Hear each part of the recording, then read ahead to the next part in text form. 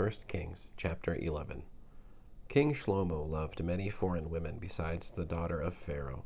There were women from the Moabi, Ammoni, Edomi, Zidoni, and Hitti, nations about which Adonai had said to the people of Israel, "You are not to go among them, or they among you, because they will turn your hearts away toward their gods." But Shlomo was deeply attached to them by his love. He had 700 wives, all princesses, and 300 concubines. And his wives turned his heart away. For when Shlomo became old, his wives turned his heart away toward other gods, so that he was not wholehearted with Adonai his God, as David his father had been. For Shlomo followed Ashtoreth, the goddess of the Zidoni, and Milcom, the abomination of the Ammoni. Thus Shlomo did what was evil in Adonai's view, and did not fully follow Adonai, as David his father had done.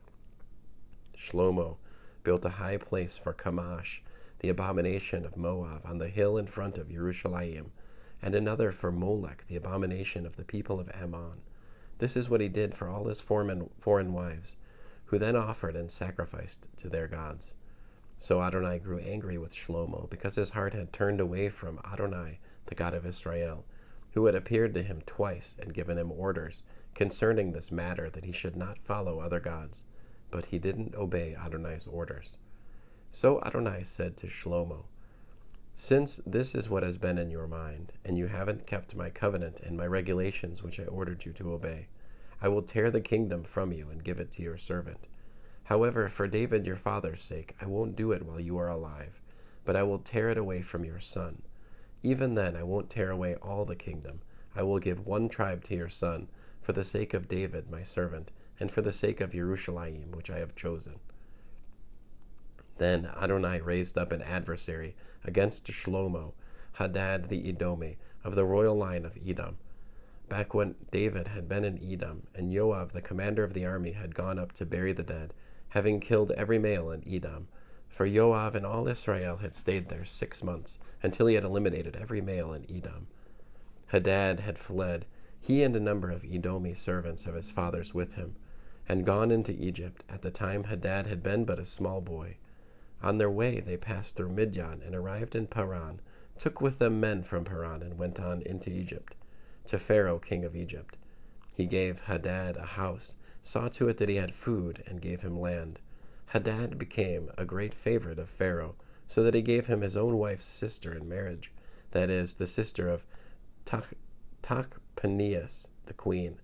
The sister of Tachpeneus bore him Genuvat his son, and Tachpeneus brought him up in Pharaoh's own house, so that Genuvat was in Pharaoh's house along with Pharaoh's sons.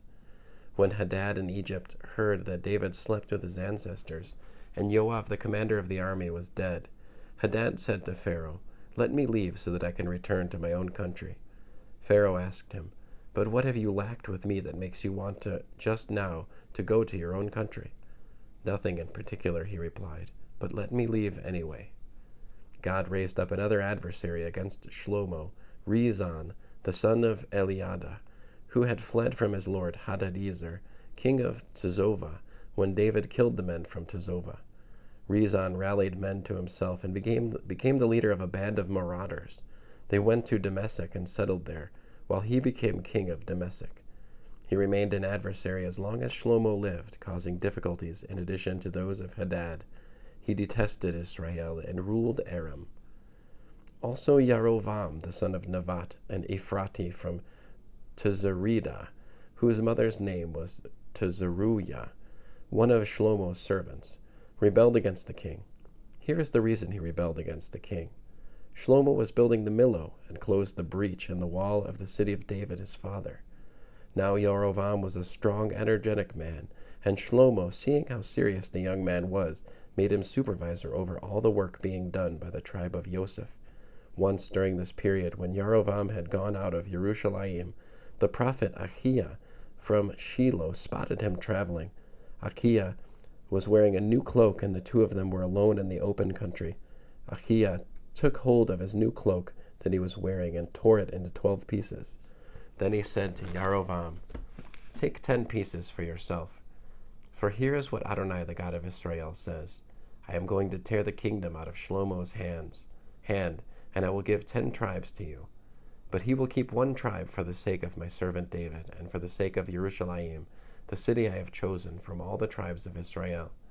I will do this because they have abandoned me, and worshipped Ashtoreth, the goddess of the Zidoni, Chemosh, the god of Moab, and Milcom, the god of the people of Ammon. They haven't lived according to my ways, so that they could do what was right in my view, and obey my regulations and rulings, as did David his father.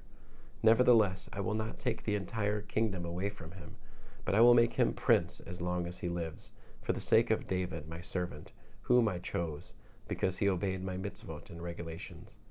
However, I will take the kingdom away from his son and give 10 tribes of it to you. To his son I will give 1 tribe, so that David my servant will always have a light burning before me in Jerusalem, the city I chose for myself, as the place to put my name.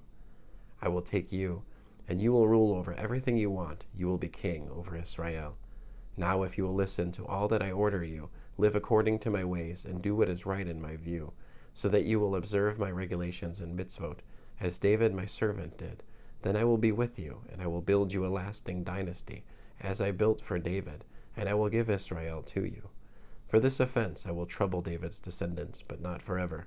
Because of this, Shlomo tried to kill Yarovam, but Yarovam roused himself, fled to Egypt, to Shishak, king of Egypt, and stayed in Egypt until the death of Shlomo. Other activities of Shlomo, all he accomplished, and his wisdom are recorded in the Annals of Shlomo.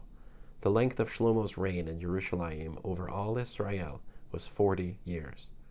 Then Shlomo slept with his ancestors, and was buried in the city of David his father, and Rechavam his son became king in his place.